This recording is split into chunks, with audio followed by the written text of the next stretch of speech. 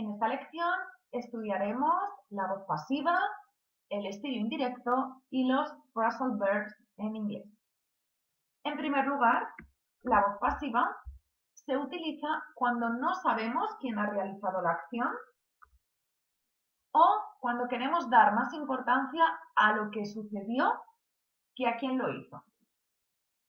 En inglés hay dos formas de pasiva, objeto directo y objeto indirecto. En español solo tenemos la primera.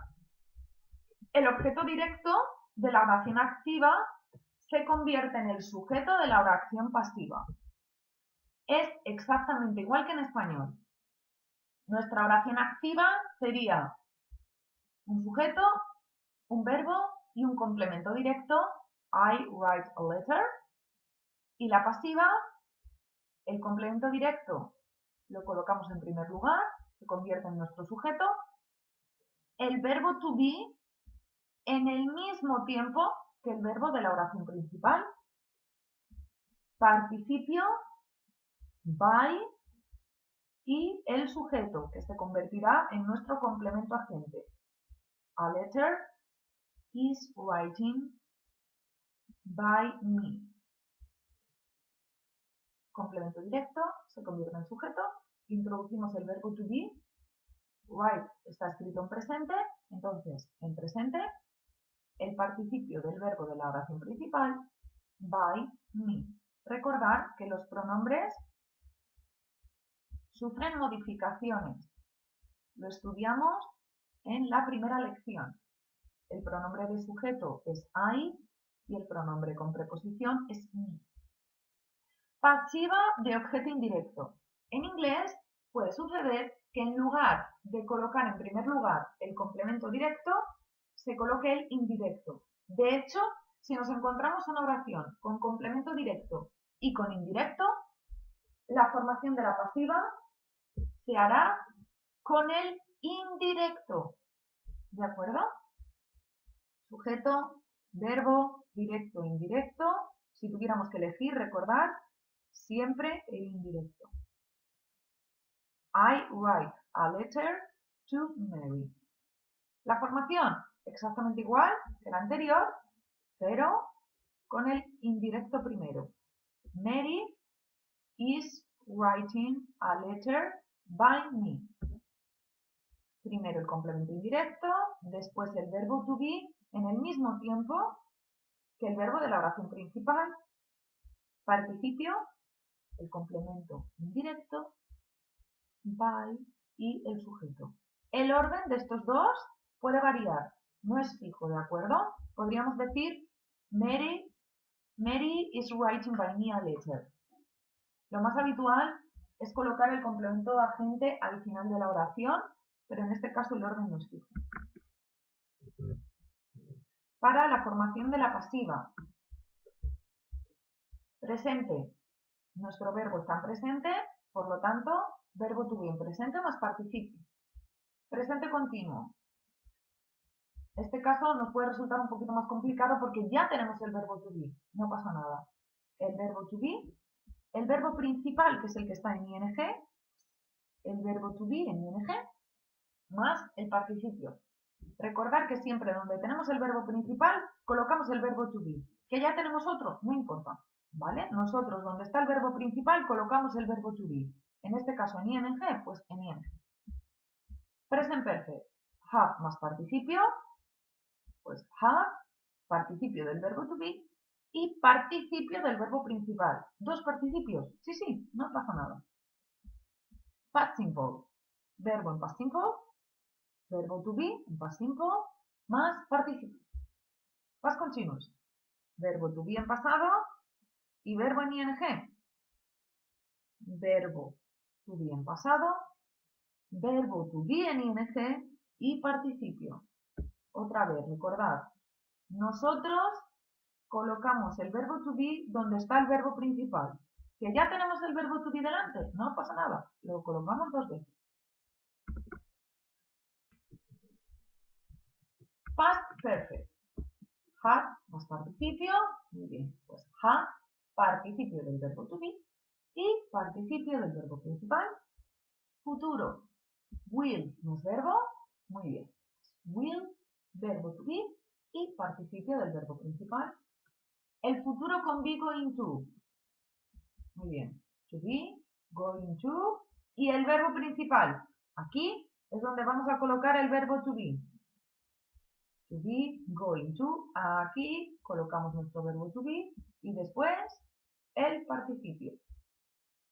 Siempre recordar que el verbo to be tiene que ir al lado de este, ¿vale? Yo este lo coloco en participio y aquí, justo delante, es donde colocaré el verbo to be. Condicional. Would, verbo. Muy bien. Would, verbo to be y participio del verbo. Y con los verbos modales.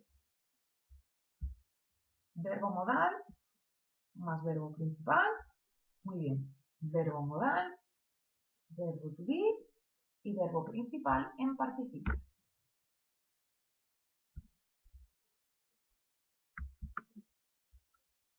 I am going to London next week. Yo voy a ir a Londres la próxima semana. She said, ella dijo. Como veis, la primera persona se transforma en tercera. Por lo tanto, aquí en estilo indirecto, todos nuestros pronombres deberán ser sustituidos de primera persona a tercera. Los adverbios temporales. Now, then, today, that day. Aquí tenéis. Los demostrativos. This, cambiar, that. Los adverbios. The, here, a there. Y algunos verbos son especiales. Hay algunos verbos que, además de todos los cambios que ya hemos mencionado, llevarán un pronombre y that. Por ejemplo, tell. Siempre she told me. Debemos de añadir un pronombre. No podemos decir she told that. No. She told me, she told you. Siempre un pronombre, ¿de acuerdo? Hay otros verbos que serán acompañados de infinitivo, como offer, refuse, order. She offered to do it. Ella se ofreció a hacerlo.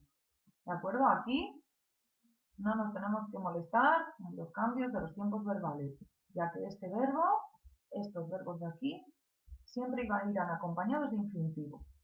Hay otros verbos que siempre irán acompañados de for más ing, como apologize. They apologize for doing it. Ellos se disculparon por hacerlo.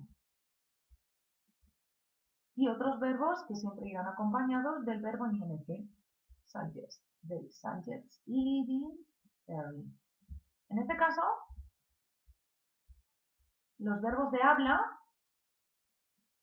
nos marcarán cambios especiales. En lugar de cambiar el tiempo verbal, pues irá con infinitivo, con formas ing o con ing. Las preguntas en estilo indirecto. Tenemos dos tipos. Las preguntas con pronombre interrogativo y las preguntas que no tienen pronombre interrogativo. Bien, las primeras. Un sujeto, verbo de habla, y complemento indirecto. Pronombre interrogativo, lo conservamos y después todos los cambios necesarios. Por ejemplo, estilo directo. What will you do tomorrow? Muy bien. Primero introducimos el sujeto con el verbo de habla. She asked me. Ella me preguntó a mí, el complemento indirecto. ¿Vale? Esto exactamente igual. Y a continuación, ¿qué hacemos? El pronombre interrogativo. El pronombre interrogativo que utiliza en la pregunta lo colocamos aquí. Y después hacemos exactamente los mismos cambios, pero mantenemos el orden de la interrogación. Auxiliar, sujeto, verbo. Will, el futuro, lo cambiamos por condicional. En vez de tomorrow, the next day. Where do you work? He asked me. Where, el pronombre interrogativo. Did, el presente, lo llevamos al pasado. I work. ¿Dónde trabajas tú? Él me preguntó a mí, por lo tanto, cambian los pronombres. I work. En el caso de no tener pronombre interrogativo, ¿qué hacemos? Exactamente igual, pero donde colocaríamos el pronombre interrogativo, vamos a introducir la conjunción if. Will you work tomorrow? She asked me if I would work the next day. Como veis, exactamente igual que aquí, ¿vale? Pero donde aquí se introduce el pronombre interrogativo, aquí añadimos if. Do you want to come to the cinema? He asked me if I wanted to go to the cinema.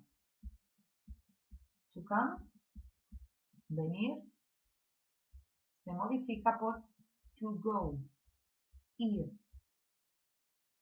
Exactamente igual que en español. Los phrasal verbs. Bien, los phrasal verbs son un verbo simple que se combina con una palabra corta o partícula, con preposiciones. Y entonces modifica el significado del verbo, que muchas veces no tiene nada que ver con el significado del verbo simple sin esa partícula. Bring up, mencionar, carry on, go on, continuar. ¿Vale? Aquí tenéis un listado de ejemplos de phrasal verbs. No son todos, pero sí algunos de los más utilizados, ¿de acuerdo?